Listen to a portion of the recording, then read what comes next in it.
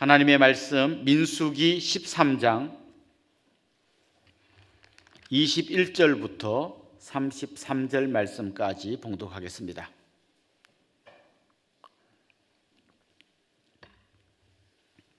민수기 13장 21절부터 33절까지 한 절씩 교독하고 마지막 절은 한 목소리로 같이 읽겠습니다. 이에 그들이 올라가서 땅을 정탐하되 신광야에서부터 하맛 어귀 르홉에 이르렀고 또 네겝으로 올라가서 헤브론에 이르렀으니 헤브론은 애굽 소안보다 7년 전에 세운 곳이라. 그곳에 아낙 자손 아히만과 세세와 달메가 있었더라. 또 에스골 골짜기에 이르러 거기서 포도송이가 달린 가지를 베어 둘이 막대기에 꿰어 매고 또 석류와 무화과를 따니라. 이스라엘 자손이 거기서 포도를 베었으므로 그곳을 에스골 골짜기라 불렀더라.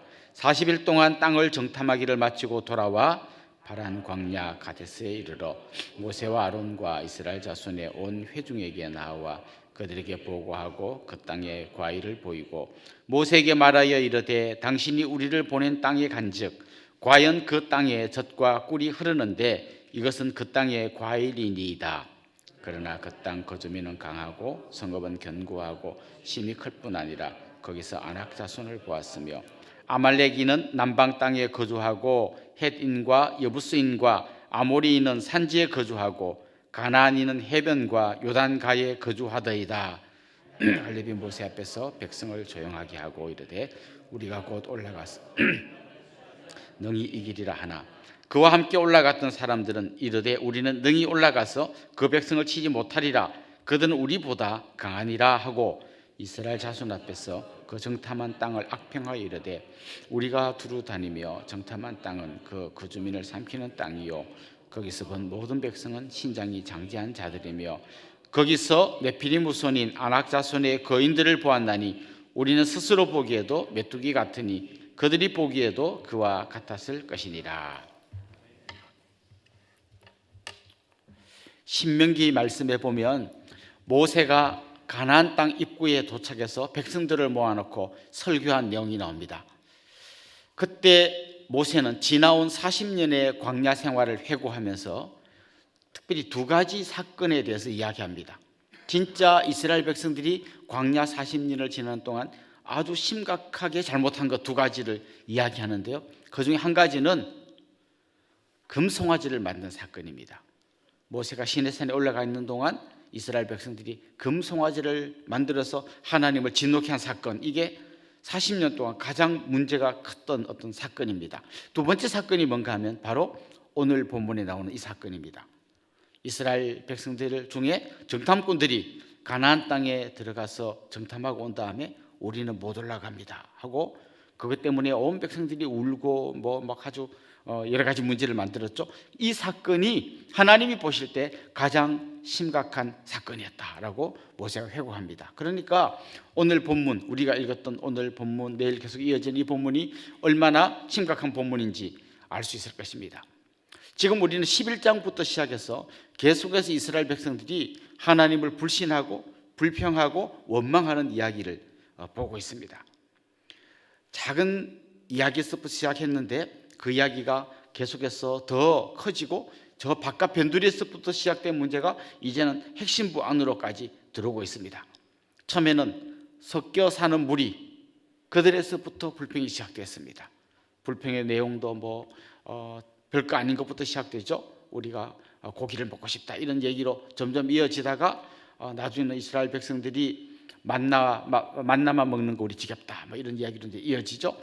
그러다가 나중에 어떻게 됩니까? 아론과 미리암, 모세의 최측근 사람들에게까지 그 불평과 원망이 이어집니다. 그러다가 오늘 본문에 보면 이스라엘 백성의 12지파의 대표로 뽑혀온 정탐꾼들의 입을 통해서 불신, 불평, 원망이 이어지고 이게 온 백성에게로 확산되는 이야기가 오늘 본문에 나옵니다. 정탐꾼 12명을 뽑았습니다.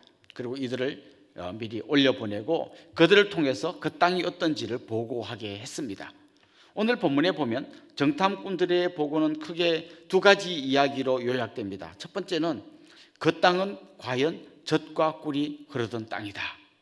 아주 먹을 것이 풍성하고 굉장히 좋은 땅이다라는 보고가 하나 있습니다. 그러면서 그들이 실제로 그 땅에 있는 것들을 몇 가지 가져오죠. 포도, 그다음 석류, 무화과 이런 거를 이제 따가지고 많은 사람들 앞에 가지고 옵니다. 특별히 오늘 본문에 보면 그 포도가 한 송이를 땄는데 두 사람이 메고 왔다라고 할 만큼 엄청난 포도송이를 따온 것 같습니다. 그래서 그곳 이름을 에스골, 번역하면 송이, 포도송이 할 때 그 송이라는 뜻입니다. 그 에스골 골짜기에서 따온 포도송이, 그 다음에 그 땅의 풍성한 모습, 젖과 꿀이 흐르는 땅입니다라고 이야기했던 그 풍성한 이야기가 오늘 본문의 그 정탐꾼들의 보고의 중요한 하나의 보고입니다. 그런데 또 한 가지 보고는 뭔가 하면 그렇게 풍성한 땅이긴 한데 그 땅의 성이 굉장히 높고 견고하고 또 그 땅에 특별히 아낙자손, 네피림의 후손인 아낙자손, 굉장히 키가 장대하고 귀골이 장대한 그런 사람들이 거기 버티고 있습니다. 자, 여기까지는 12명의 정탐꾼의 보고가 똑같습니다. 그런데 이제 여기서 또 두 가지, 두 종류의 다른 또 결론으로 나누어집니다. 갈렙은, 그리고 또 다음 이어져 나오는 말씀에 보면 여호수아는, 이 두 사람은 그 땅은 젖과 꿀이 흐르는 땅이고 거기에 아주 높은 성읍이 있고 장대한 사람들이 있지만 우리가 하나님과 함께 올라가서 취하면 됩니다 라고, 올라갑시다, 올라가면 우리가 반드시 이깁니다, 이렇게 보고합니다. 그런데 나머지 10사람은 뭐라고 보고합니까? 우리 힘으로는 절대 못 이깁니다, 올라가면 안 됩니다, 그들이 우리보다 훨씬 더 강합니다, 이렇게 보고합니다. 자, 이 10명의 보고는 틀린 보고일까요? 아닙니다. 굉장히 정확하고 아주 합리적으로 분석한 보고입니다. 그런데 그들이 아주 정확하고 합리적으로 분석했지만 한 가지를 빼놓았는데 그 한 가지가 너무 중요한 거였습니다.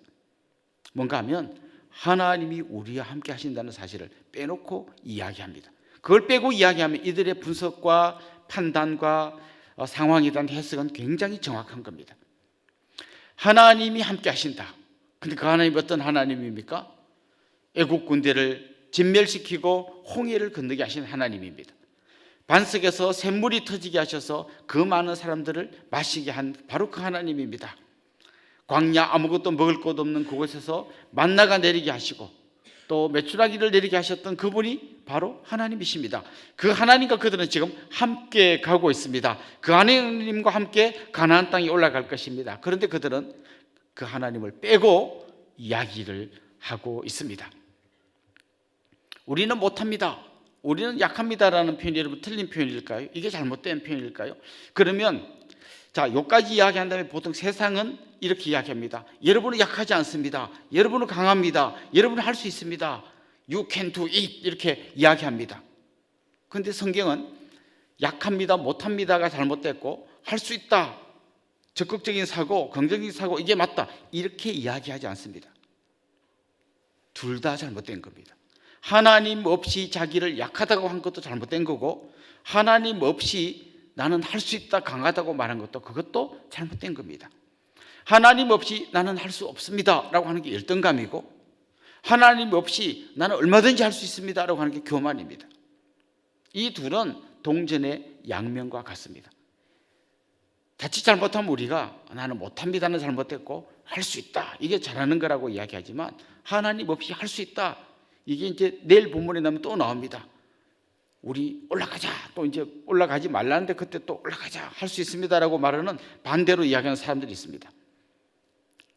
둘 다 하나님을 뺀 두 가지 약함과 강함은 둘 다 문제가 많은 거라는 것이죠. 자, 우리 이야기를 한번 해봅시다. 여러분은 어떤 것 같습니까? 보통 우리가 나는 할 수 없습니다 라고 이야기하는 여러 가지 근거들이 있습니다. 저는 배운 것도 별로 없고 가방끈도 짧고 가진 돈도 별로 없고 그냥 뭐 고만고만합니다, 저는 못합니다 라고 말할 때 하나님이 나와 함께 하시면 약한 나를 강하게 하고 또 부족하고 힘없는 나를 정말 하나님의 놀라운 사람으로 바꿀 수 있다는 그 믿음 갖고 우리는 살아가는 사람들이에요. 그런데 종종 사탄은 그걸 잊어버리게 만듭니다. 그리고 나의 그 약한 모습만 보게 만듭니다. 이런 재미있는 이야기가 있습니다. 서커스단에 가면 코끼리가 있습니다. 그 코끼리가 아주 가는 쇠사슬에 묶여 있습니다. 여러분 코끼리 힘이 얼마나 장사인지 아시잖아요. 제대로 한번 힘을 확 주면 이걸 그냥 한순간에 다 뜯어버릴 수 있는데 코끼리는 그 쇠사슬을 뜯어버리지 못합니다. 계속 거기 묶여 있습니다. 왜 그럴까요? 아주 어릴 때 코끼리가 별로 힘이 없을 때 그때 이 쇠사슬을 묶어놨습니다. 이 코끼리가 어릴 때 그걸 한번 풀어보려고 막 몸부림치고 이렇게 했겠죠. 그런데 하면 할수록 풀어지진 않고 묶여있는 다리 그 발목만 아픕니다. 그는 기억합니다. 아, 나는 절대로 이걸 끊을 수가 없구나 라고 스스로 이제 그 배우고 확신하게 되는 겁니다. 그래서 결국에는 나중에 끊을 수 있는데도 불구하고 못 끊는 자기로 자기가 자기를 세뇌시켜 버리는 거죠. 자, 이야기가 나옵니다. 우리가 종종 여기에 빠집니다. 내가 못했던, 내가 힘없던, 내가 갖지 못했던 것을 계속해서 떠올리게 합니다. 맞아, 나는 어릴 때부터 학교 다닐 때부터 공부도 못했고 우리 집은 찌질하게 가난했고 그냥 난 아무것도 할 수 없는 사람으로 자라왔던 그 과거에 묶이게 합니다. 그러나 우리가 하나님과 함께하는 순간 얼마든지 치고 나갈 수 있는 힘과 능력을 가졌다는 사실을 자꾸 잊어버리게 만듭니다. 여러분 기억하십시오. 하나님이 여러분과 함께 하십니다. 우리가 기도하는 게 뭡니까? 왜 우리가 새벽을 깨우며 기도합니까? 하나님, 나 혼자 힘으로는 할 수 없는 저는 연약한 사람입니다. 하나님의 도움이 필요합니다. 하나님 저를 붙들어 주세요. 이렇게 기도하기 위해서 우리가 이 새벽을 깨우는 것입니다. 오늘 본문에 보면 이 10명의 정탐꾼들은 이렇게 이야기합니다. 그 장대한 사람들을 보니까 우리는 그들 앞에서 메뚜기 같았다라고 이야기합니다. 메뚜기 컴플렉스에 그들이 빠져 있습니다. 하나님께서 그들과 함께한 사실을 잊어버리고 나니까 그들은 너무나 초라한 메뚜기 같은 존재로 보였던 것입니다. 여러분 동물들이 싸우는 그런 장면을 본 적이 있으십니까? 딱 처음에는 일단 눈싸움을 합니다. 딱 서로 노려봅니다. 그러다가 딱 보고 안 되겠다 싶은 동물들이 어떤 반응을 보이던가요? 눈을 밑으로 내려갑니다. 그리고 등을 보이고 돌았습니다. 사탄은 종종 우리를 그런 함정에 빠뜨립니다. 애국 군대를 진멸하신 하나님, 홍해를 건너게 하신 하나님을 그들은 벌써 잊어버린 것입니다. 사탄은 계속 그들의 눈에 한 가지만 보이게 합니다. 네피림 후손들을 보이게 합니다. 그 기골이 장대한 사람들이 보이게 합니다. 그럼 우리 같으면 어떨까요? 내 주위를 돌아보니까 어린 학생들 입장에서는 키 크고 힘센 아이들, 공부 잘하고 똑똑한 아이들, 집 부자고 힘 있는 아이들, 그 아이들만 보이는 거예요. 우리도 마찬가지입니다. 우리가 어떤 복음을 전하러 나갔을 때 하나님께서 나와 함께 하시고 이 복음에 능력이 있다는 건 잊어버리고 뭐만 보입니까? 그게 나보다 잘난 사람, 똑똑한 사람, 그것만 보입니다. 그러면 그냥 알아서 눈을 내리깔고 등을 돌리게 되는 것이죠. 놀랍게도 이런 거는 전념성이 엄청 강합니다. 오늘 본문에 이 10명의 정탐꾼들이 보고했을 때 그들의 보고가 순식간에 온 백성들의 마음을 어둡게 만들고 절망하게 만듭니다. 결국 우리는 다시 오늘 말씀 앞에 돌아와서 한 가지 중요한 결단을 해야 됩니다. 나는 하나님 없는 내 모습을 보게 하는 사탄의 음성에 귀 기울이지 않겠다. 나는 거기에 내 마음을 뺏기지 않겠다. 대신 나는 내가 어떤 존재라고 말하는지 성경에서 답을 찾고 성경에서 말하는 것만 나는 믿고 의지하겠다. 이게 우리의 중요한 결단이 되어야 합니다. 전투기 조종사들이 자기가 지금 올라가고 있는지 내려가고 있는지를 어떻게 알까요? 비행기에 보면 고도계라는 기기가 달려 있습니다. 그걸 보고 올라가는구나 내려가는구나 그걸 알아야 합니다. 그런데 가끔씩 착각이 생긴다는 거예요. 이 깜깜한 밤에 구름 낀 이 창공을 막 날라보면 내가 올라가는 것 같은데 고도계가 자꾸 내려간다고 할 수도 있고요. 내가 내려가는 것 같은데 올라간다고 할 수도 있습니다. 그때 이 조종사가 판단을 해야 됩니다. 고도계가 고장났구나. 만약에 이렇게 착각을 하게 되면 어떻게 될까요? 나는 지금 하늘 위로 올라가는데 고도계가 내려간다고 말합니다. 이 고도계가 고장났구나 라고 생각하는 순간 이 사람은 그냥 내려가서 추락하고 마는 거죠. 여러분, 성경이 우리 인생의 영적인 고도계가 되어야 됩니다.